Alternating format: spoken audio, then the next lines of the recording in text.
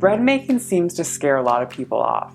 People seem to think it's so scientific and that they can't do it. But thankfully today I have a recipe for you that is going to be perfect every time to produce an amazing oatmeal honey loaf that your family and you are going to love. Growing up, my grandma recalls how store-bought bread sounded like such a treat and a delicacy at the time. Thankfully, the tide has turned and we're back to thinking homemade bread is a wonderful treat. But why have it be a treat? I think you can make it every time you need bread. All you need to start is 1 cup of quick oats, a half cup of whole wheat flour, a half cup of light packed brown sugar, 1 tablespoon of salt, 2 tablespoons of butter, and the recipe doesn't call for it, but I always add a heavy tablespoon of honey just to give a little bit extra sweetness. Pour that all into an electric mixer, or you can do it by hand, and pour 2 cups of boiling water over it all. Once I pour the 2 cups in, I turn the mixer on just to stir the mixture together. Then I also take a spatula and make sure all the dry ingredients are incorporated into the liquid. Otherwise, when you pour hot liquid over the top, it kind of just soaks into the top and doesn't get to the bottom of the mixing bowl. Once you've let the mixture sit for a while, you can add a half cup of cool water. This just helps bring the temperature down.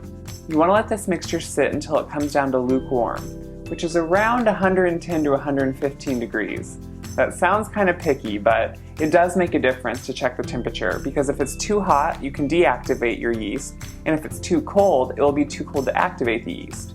So the temperature can make a difference. Once your mixture has cooled, you want to start adding your flour and yeast. I only use rapid rise instant yeast. To me, it's the best thing to bake with. If you're not used to it, I add it with my flour. I'm adding 1 tablespoon of my instant yeast, and I add it with the first cup of flour, just mixing it in a little bit to make sure it incorporates well and distributes evenly. In total, this recipe calls for 5 cups of flour, but if you're used to making bread, you never know for sure the amount of flour it can take. The time of year and the humidity of your house can all affect how much flour. Start by adding 1 cup at a time and letting it fully incorporate. After the 4th cup of flour is when I start not adding a whole cup at a time. For the 5th cup, I slowly add it until I think the dough is ready. This is a wet dough, but it will start pulling away from the sides and you'll be able to touch it without it fully sticking to your hands when you're ready. If you're not used to using an electric mixer, you can do the final kneading on your work surface just to get a feel for the dough. After a few times, you'll become a pro at this. Once your dough is ready and you're done kneading, you want to pull it from the mixing bowl and put it into a glass bowl. I put about 2 teaspoons of oil into a bowl and spread it around and then roll my dough in it to let it rise in that. I also always let my dough rise in a warm oven. This is kind of like a proofing mechanism that a lot of bakers would use, but it's an at-home version. I heat my oven to the lowest temperature possible, which is, for my oven, 170 degrees.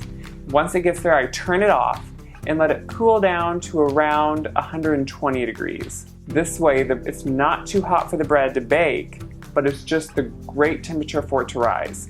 You can also just let it set on your work counter and rise at room temperature. It'll just take a little bit longer. You want to let the dough rise until it's double in size. Depending on the temperature of your kitchen and where it's rising, this can take anywhere from 45 minutes to an hour and a half. Once the bread has risen to double, just take off the plastic wrap or anything that you covered your dough with and punch it down or just roll it around in the bowl to release all the air bubbles.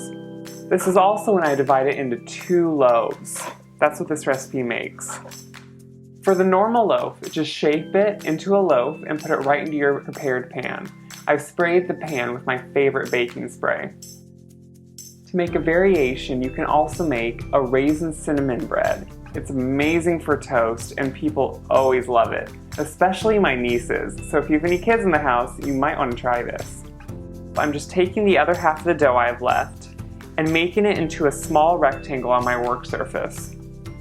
Roughly a foot by about 10 inches or a little over. It doesn't have to be exact. I think the best way to distribute the raisins evenly is to first sprinkle those on top and knead them into the dough so they get all throughout the dough and aren't just stuck in the middle. After the raisins are worked into the dough, pat back out into your foot by 10-inch rectangle. Lightly butter the top with less than a tablespoon of butter, and then sprinkle a tablespoon of granulated sugar on top. You can use brown sugar, but it can get a little goopy, and so I think sometimes that white sugar just is actually a little bit better. But you can use whatever you like. And then sprinkle with about a teaspoon of cinnamon. Roll it up tightly and cinch the edges just to make sure everything stays inside. Pat it together, put it in your pan, and now let your pans raise. I once again raise these in a warm oven just to quicken the process. You can put them on your counter and let them raise there too. Once your loaves of bread are doubled in size, you want to make sure you preheat your oven to 350 degrees. Place them in the oven for 20 minutes. When your bread is done, there's a few ways to check it. One, you can always thump the top of the bread, and it should sound slightly like a drum. You can also just turn the pan over, flip the bread out, and make sure that the crust is evenly golden brown. That's another great way to tell. These loaves are beautiful. I always just finish them up by lightly brushing the top with some butter. If you're worried your top got a little overdone, this is a great way to soften it back up. And it gives it a great golden hue. Let the bread cool for a while. Eat it warm, serve it warm, freeze it, toast it. You're gonna love this bread, and hopefully you don't need to buy near as much bread anymore. I think you're gonna find making your own is just as simple and much more delicious.